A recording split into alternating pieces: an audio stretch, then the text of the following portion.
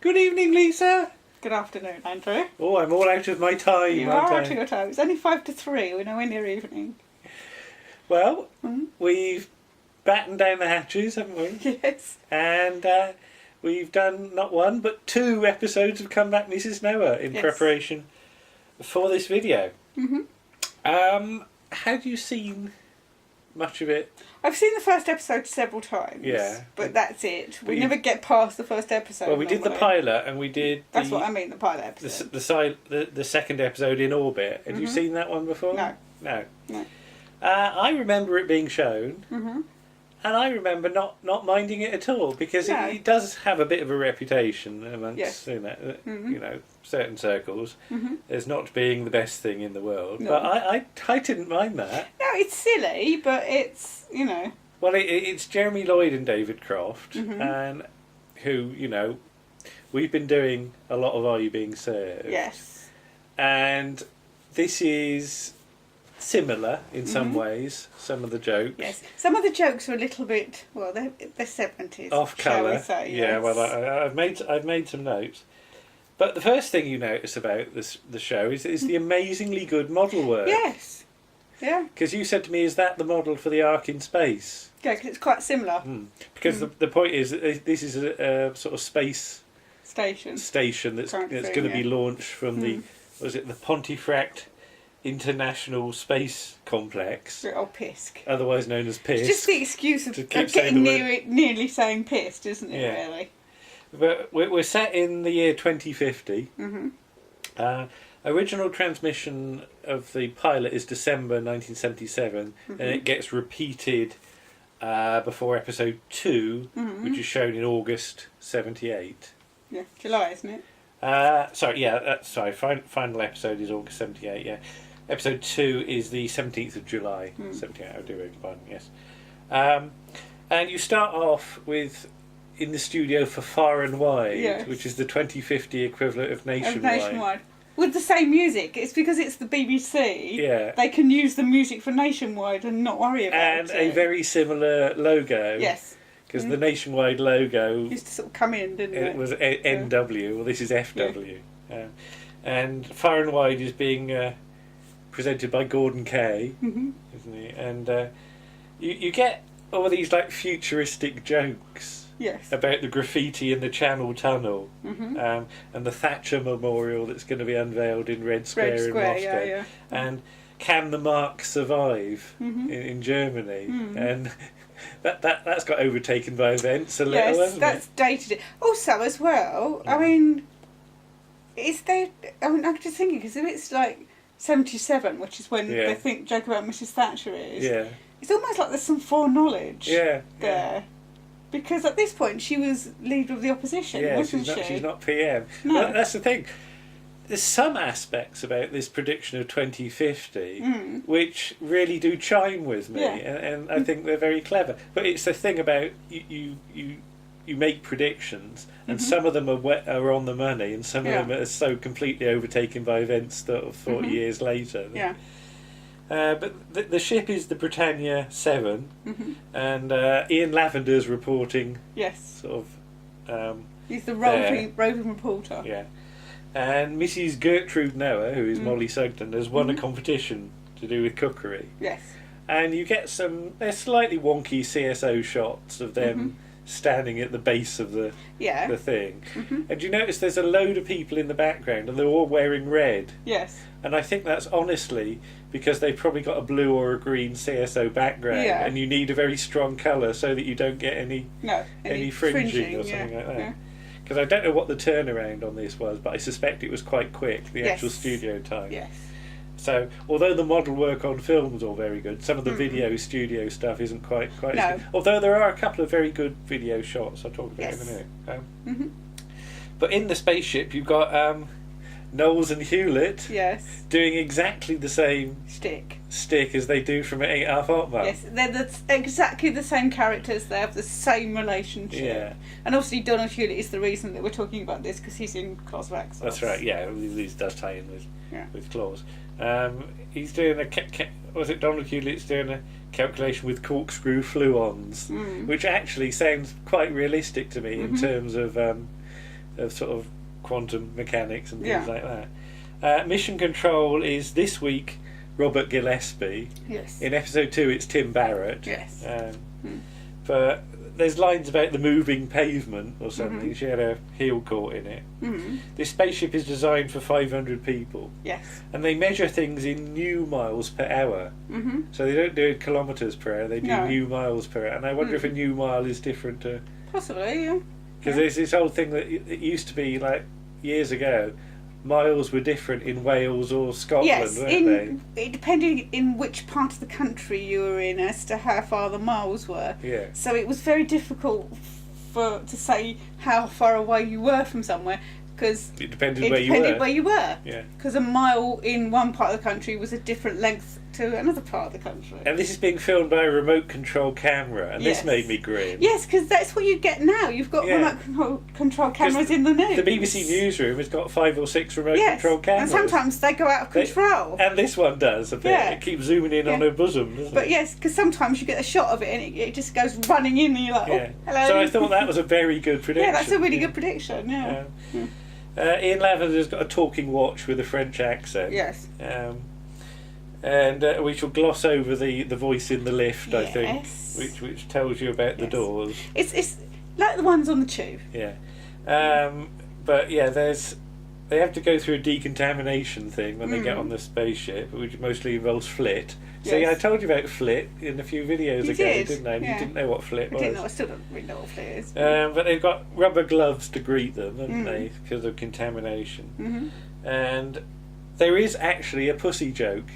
Because they say about they've been sprayed, and she's about to go into a sort of explanation about a cat or something like that. So she has got a pussy. She has got a pussy, yeah. Well, there's not a zero gravity pussy joke, but there is. Yeah. There is that.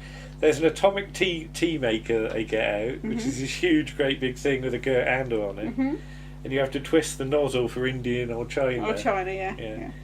And then they've got this sort of dispensing device where you have to type in this great big long... So it's like a sort of replicator on Star Trek. It's not a replicator, because replicator makes it, doesn't it? This is coming from a central store as though it's Argos or something like that. Because, you go into Argos, you type your number in, and it used to be a hatch opened and your thing was there, wasn't it? Yes. That was quite exciting. So somewhere in this spaceship, they've got huge storage racks, like as though they're like Amazon or something like that. But they keep having to press buttons and they get all the numbers wrong. So first of all, a goldfish bowl appears instead of the teacups, and then you go through this whole routine about trying to get milk, which arrives in a tin. So you then need a tin opener, which they can't operate. Yeah. And then they forgot to get a spoon for the sugar. And I quite like this, that there's a line about, later on, doesn't it save you time, all of this? Yeah. And, we're so many years on from this, and computers, although they allow you to do stuff, you still have to do an awful lot of piddling about. Yeah. Like when you do updates on computers, just when you don't want it to do it. Yes. Yeah. So yeah. The idea about this mission, it's going to go at 1/10 of the speed of light and take 60 years.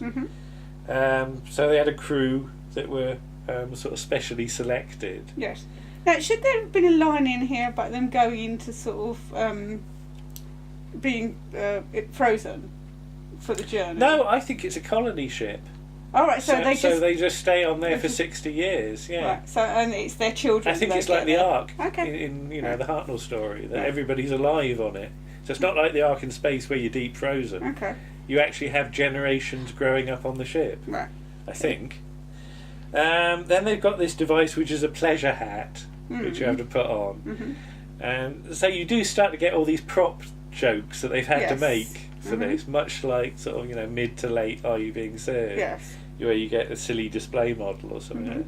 This pleasure hat goes on, and you twist some knobs, and you you get All In Wrestling sort of beamed into your head, doesn't it? So how does she start going? She starts shouting. Twist his arm, all that.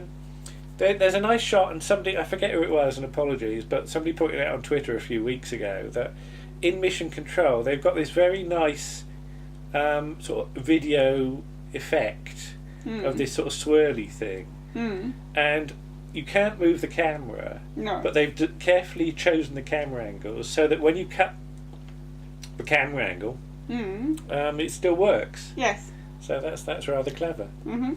There's a dream simulator. Yes. Or stimulator. It looks like a bit of because it's sort of got a little face on the front. It's almost like the sort of BBC Iron Maiden. That's right. Yeah. So it's a little thing. You sit inside it and you have dreams. So you can have a dream about Robert Redford. I wrote Iron Maiden. Yeah. Yeah. Or Ringo, who they think invented the telephone. It's got there's silly computer voices, aren't there? Yes. And yeah, they have to take the suction tubes to the lift. Yes. When things start going wrong, because there's sort of thruster problems in it, and it's going to take off or something. But Mrs. Noah gets stuck in the suction tube. Yeah. She's no Sarah Jane in the ventilation shaft. So it's in danger of launching, and they all have to sit at the sort of control desk and operate the controls. And you know, for people who aren't trained pilots, they're actually quite good at pressing the right buttons. Especially Mrs. Noah, as it strangely turns out. She's very technical, actually, for someone who's just... Because she's very good at operating like cookers and vacuum cleaners. So, you know, you would think that she'd be useless, but actually she's quite one of the best. No, she's by far the strongest character when it comes to that sort of thing. Although she does want to spend a penny. Yes. Which I can identify with that. And there's some nice tilted camera stuff when the sort of the launching's starting, and and there's a bit where Donald Hewlett has to reach over towards Ian Lavender and his chair tips up. Yeah. Which I hope he's got his foot hooked under somewhere, otherwise that could have been quite nasty. But when they take off, you've got the full sort of gravity stuff, which is like your face being distorted with Miralon, isn't it? Like just poking it. Yeah.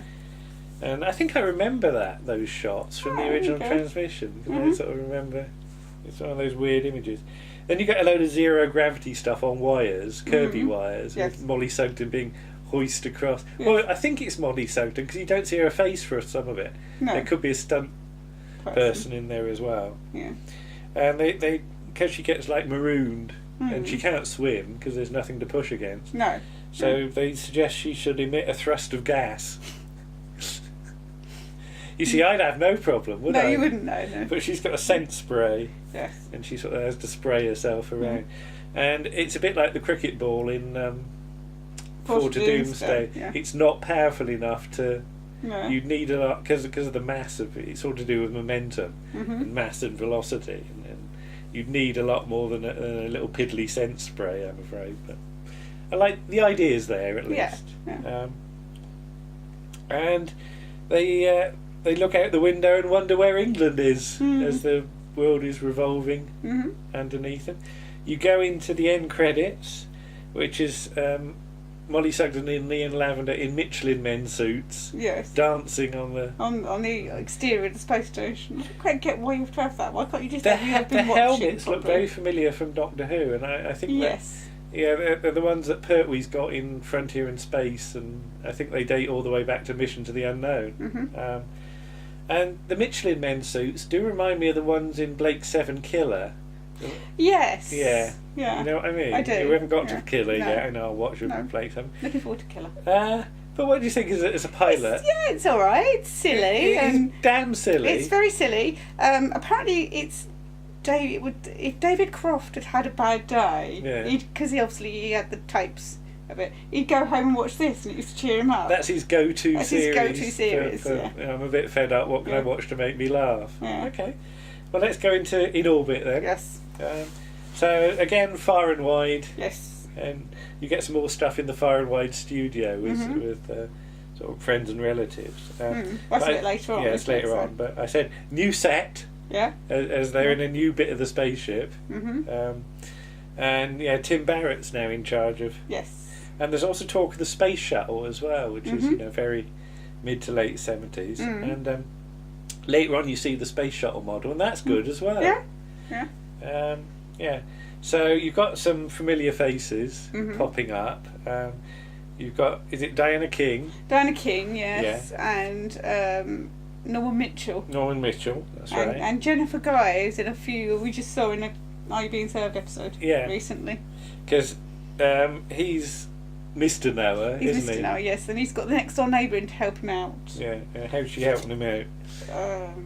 And I do like the thing where Far and Wide, when they make contact with them, they say, we're doing everything we can, this is the year 2050, everything's very advanced, everybody's really scientifically qualified, we'll get you down almost straight away, and then the picture goes and it just comes up with a caption, loss of sound and vision. Yes. And anybody with digital TV could identify with that, can't they? Yes, it happened yesterday on because we've got Freeview, and it happened both through the box that we watch on and through the television. And I like this attitude to technology. Yes, it's real. And I've actually written down, in this respect, this show is more realistic than Star Trek. Yes. Because in Star Trek, technology is so advanced it's almost magical. But this is a very British sense of humour about advanced technology, and it's very Douglas Adams as well. Yeah. And you can see that thing that just because it's the future doesn't mean that actually things work any better. Yes. And I think, now we're so far on from the transmission of this episode, that's another thing I think they got really right. Yes. So, yeah. Then they go off to the galley from scrambled eggs. When I wrote down robot chicken, but it's actually credited as space hen. It is credited as space hen. And it amazingly, it's not Percy Edwards. No. It's Kenneth MacDonald. Ex of 8.5 Heart Mum. Yeah. Playing a space hen. Well, he's still in 8.5 Heart Mum at this point. But still playing running. voice of space hen. Yes. Yeah.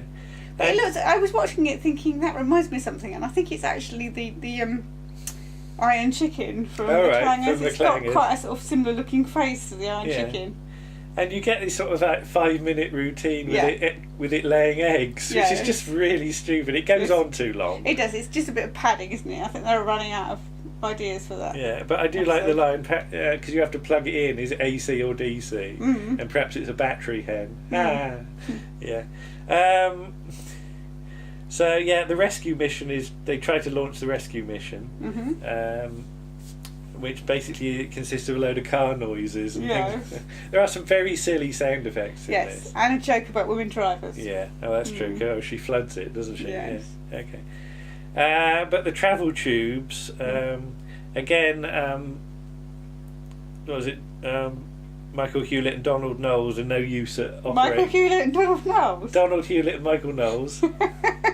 I couldn't work out which it was, so I said both in the hope that I'd be 50% right.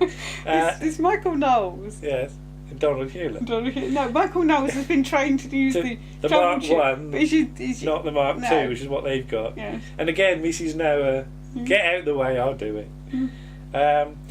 You notice there are some sound effects. Did you notice? I think it's from Wheel in Space. Yes, I did notice. There's a couple of just sort of mood music-y bits. Yeah. When they go into they go to the sleeping quarters. So they end up in Ian Lavender and Mrs. Noah. Mollie Sugden, heading for the sleeping compartment, which has also got a Kazi. Yes. On a wall, so you walk in the toilet and it's up there. I love the way the chain's hanging down there. So if you pulled the chain, all the water would come out. Well, that's what I thought, because the computer suggests, because she says, because it's got rotate or something. Yeah. And she's like, well, how do I use it? And he says it's just magnetic boots, but wouldn't everything all just the water would come out? Yeah. Well, water and pee or whatever. Yeah. But there's this routine with the magnetic boots, and you were trying to work out who the voice of the computer here was, and we couldn't quite work it out. It sounds like Michael Derbyshire from Rent-A-Ghost, but nobody's credited. Okay. But I'm guessing it's one of the main cast. I like the line, "Are you turned on?" when Ian Lavender's trying to get the boots on her. And then you get the decontamination bags that they have to get into.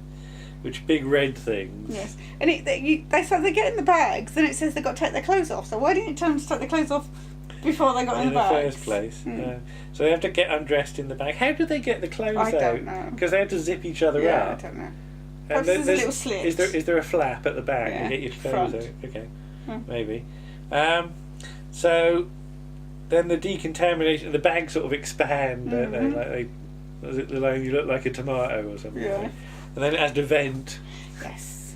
And this is one of the most basic gags in the whole of the 2 episodes. There's a load of like gas comes out of the arse of these bags, and they're sort of like all doubled over, aren't they? And it really is. Yes. You know, it's even lower than my standards. Yes. My standards are quite low. They are quite low. But even so, at the end of all that, you turned to me and said, I wouldn't mind watching the rest of it at some point. Not straight away. We must watch the rest of it because, you know, now we've committed. But it is one of these series, you know, there's been no official release, but it was shown quite a lot in America. Because I remember we had a Flickervision copy of it, which it was at the end of a tape, and it was somebody in America taping a transmission of it using a camcorder. Right. Okay. Because because of course American and British TV systems, you Yeah, had to have a line converter. It was easier just to record it with a camcorder. So you got this real pulsing, horrible light effect on it as the light, you know, the sync of the picture, and the light was all out. And it was almost unwatchable, but at the end it said, this programme was purchased by Friends of Iowa Public Broadcasting. Yes. And the joke used to be, if that's what the Friends of Public Iowa Broadcasting buy, imagine what the enemies would buy. But no, You quite like it. I don't mind it really. You know, I wouldn't mind watching the rest of it. And there are shows which I wouldn't say that about. No. So, you know, a cheery thumbs up. It's never going to be brilliant. No.